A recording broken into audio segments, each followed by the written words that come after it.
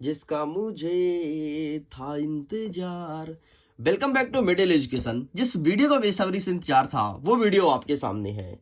मेरे भाई, आ चुका है तुम्हारे लिए बूस्टर डोज वर्ष 2026 अर्धवार्षिक परीक्षा। मतलब आज के, केवल आज के पेपर के लिए इंपॉर्टेंट है। अगर तुम्हारा आज का पेपर है तो बढ़िया तरीके से बूस्टर डोज के सारे क्वेश्चन को याद कर लो।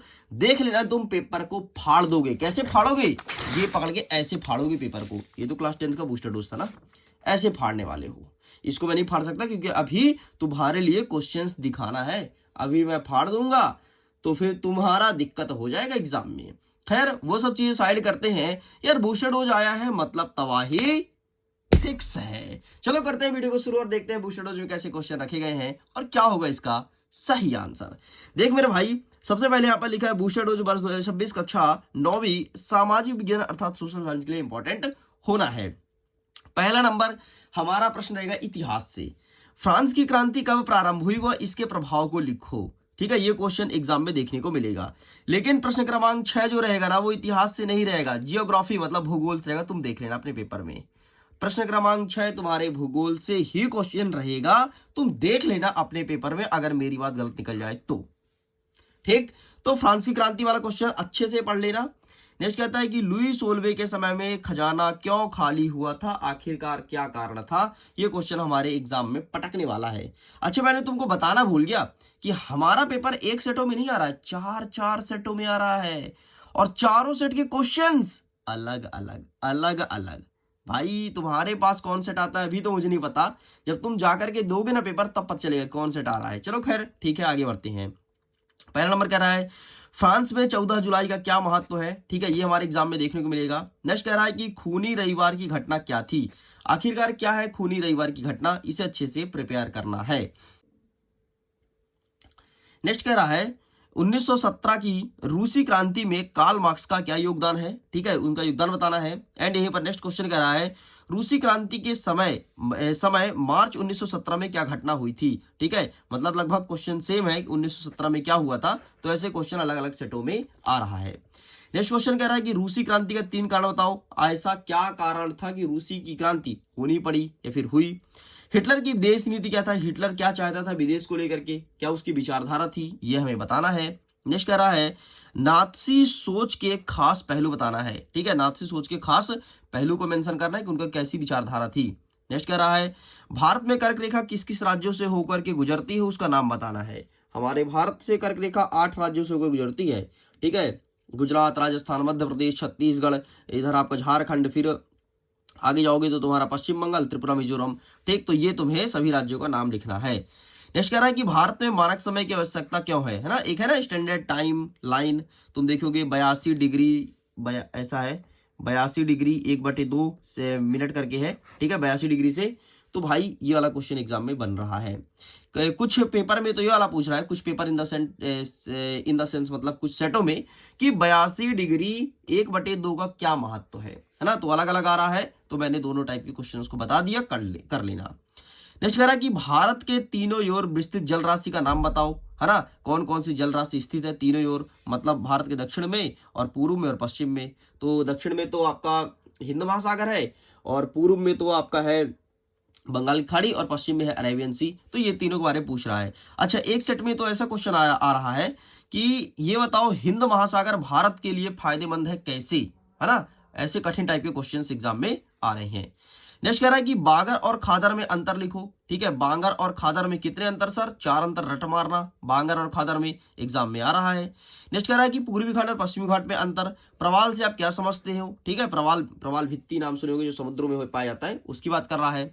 नेक्स्ट कह रहा है कि हिमालय नदी की विशेषताएं बताओ। कितनी विशेषताएं सर, 3 विशेषताएं रट मारना। ठीक है, हिमालय नदी की 3 विशेषताएं याद कर लीजिएगा। नेक्स्ट कह रहा है नमामि गंगे परियोजना क्या है ना। नमामि गंगे मतलब गंगा नदी को संरक्षण के लिए जो चलाया गया था, सब जानते हो यार, बस चुपचाप छाप देना। नेक्स्ट कह रहा है कि उत्तर भारत व दक्षिण भारत की नदियां के बारे में लिखना है। नेक्स्ट कह रहा है कि नदी प्रदूषण रोकने के उपाय बताओ, कैसे हम नदी प्रदूषण को कंट्रोल करेंगे, बताइए फटाफट। नेक्स्ट कह रहा है कि अम्ल वर्षा या अम्र वर्षा किसे कहते हैं। ठीक है, नेक्स्ट कह रहा है कि भारत की जलवायु को प्रभावित करने वाले कारक बताओ।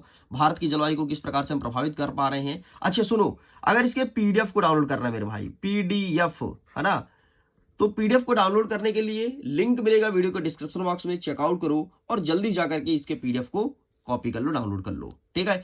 और वैसे मैं बता देता हूं तुमको मौखिक, सिंपल सा तुमको जाना है गूगल प्ले स्टोर में, मिडिल एजुकेशन का एप्लीकेशन डाउनलोड करना है। डाउनलोड करने के बाद एक ऑप्शन तुम्हें अलग से ही दिखेगा, बूस्टर डोज, बस उसे क्लिक करना, पीडीएफ तुम्हारे सामने रखा मिलेगा, खटाखट खटाखट चिपका लेना, डाउनलोड कर लेना। नेक्स्ट कह रहा है कि मौसम और जलवायु में अंतर बताइए, ये क्वेश्चन हमारे एग्जाम में आ रहा है। चलो कुछ क्वेश्चन और देख लेते हैं हमारे सिलेबस के अकॉर्डिंग, फिर करते हैं वीडियो को खत्म। नेक्स्ट क्वेश्चन कह रहा है कि भारत में होने वाले मानसून की विशेषताएं बताइए, ठीक है। नेक्स्ट क्वेश्चन कह रहा है कि जलवायु को प्रभावित करने वाले कारक बताइए, कौन कौन से ऐसे कारक हैं जो कि हमारी जलवायु को प्रभावित करेंगे।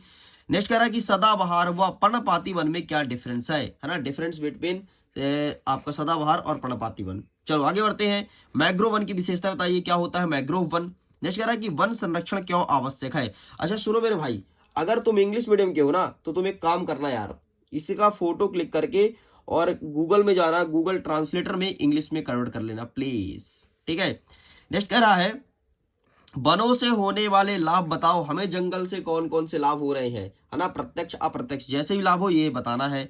नेक्स्ट कह रहा है कि लोकतंत्र का क्या अर्थ है, गुण और हानि लिखो। हानि मतलब दोष, ठीक है, दोष पूछे, कमी पूछे तो हानि लिखना, लाभ पूछे, फायदा पूछे तो गुण लिखना, ठीक। तो बस तुम समझ जाओ कि लोकतंत्र क्या है, इसका अर्थ और आपसे गुण और हानि पूछेगा। संविधान संशोधन क्या है, एक सेट में। संविधान सभा क्या है, दूसरे सेट में। संविधान की विशेषता बताइए, तीसरे सेट में। तीनों क्वेश्चन लाइन से लिखा है, याद कर लेना, 2 नंबर में एक क्वेश्चन आएगा। ले मतलब लगभग ये तेरे को देखने को मिलेगा, प्रश्न क्रमांक 6-7 में क्वेश्चन देखने को मिलेगा। नेक्स्ट कह रहा है कि भारत में स्वतंत्रता व निष्पक्ष चुनाव की चुनौतियां बताइए, मतलब ऐसी क्या चुनौतियां हैं कि हमारे भारत देश में स्वतंत्र और निष्पक्ष चुनाव कराने में दिक्कतें आती है। नेक्स्ट कह रहा है वयस्क मताधिकार क्या है, ठीक है, वही 18 साल की उम्र पूरा कर लो, वयस्क हो गए, वोट डालो, मताधिकार हो गया तुम्हारा। नेक्स्ट कह रहा है कि निर्वाचन आयोग के कार्य बताओ। निर्वाचन आयोग मतलब चुनाव, अच्छा हाँ, निर्वाचन आयोग बोले ये चुनाव आयोग बोले, नहीं तो बोल दो सर मेरे सेट में नहीं आया था निर्वाचन आयोग, सर हमारे में चुनाव आयोग आ गया, सर हम क्या करें, हम डूब गए सर, मर गए, तबाह हो गए। अरे भैया एक ही नाम है, काहे को तबाह हो गए, है ना, बता तो रहा हूं, बस तुम पढ़ लेना, ध्यान रखना। नेक्स्ट कह रहा है राष्ट्रपति प्रधानमंत्री सांसद के कार्य, कितने नंबर का, राष्ट्रपति और प्रधानमंत्री आएगा 3 नंबर का और संसद वाला आएगा 2 नंबर का, है ना। तो इस प्रकार से तुम्हें लिखना है। अच्छा एक प्रश्न और आ रहा है, एक सेट में ही आ रहा, ज्यादा सारे सेट में नहीं आ रहा। वो क्वेश्चन क्या है कि राष्ट्रपति लोकसभा और राज्यसभा कहाँ के अंग हैं, ठीक है। तो ये चीज तुम्हारे एग्जाम में देखने को मिलेगा। नेक्स्ट कह रहा है कि सर्वोच्च न्यायालय की शक्तियों का वर्णन करो, 2 नंबर का प्रश्न है। बहुविधि फसल प्रणाली क्या है, अब तो हमारा इकोनॉमी स्टार्ट हो गया है, ठीक है। बहुविधि फसल प्रणाली क्या है। हरित क्रांति की घटना क्या है, विशेषता बताइए। हरित क्रांति क्या है, क्यों लाया गया था, किस फसल को फायदेमंद मिला था, ये बताना है। प्रच्छन्न और मौसमी बेरोजगारी क्या है ना, प्रच्छन्न बेरोजगारी और मौसमी बेरोजगारी क्या है। आर्थिक तथा गैर आर्थिक क्रिया में अंतर बताना है, ये लाभ में अंतर बताना है, ये देखने को मिलेगा।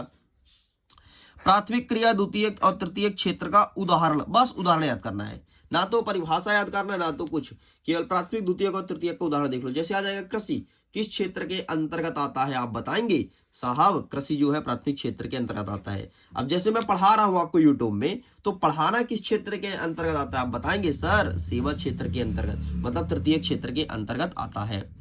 नेक्स्ट कहता है शिक्षित बेरोजगारी एक समस्या है भारत में, ऐसा क्यों, ठीक है, ये एग्जाम में देखने को मिलेगा।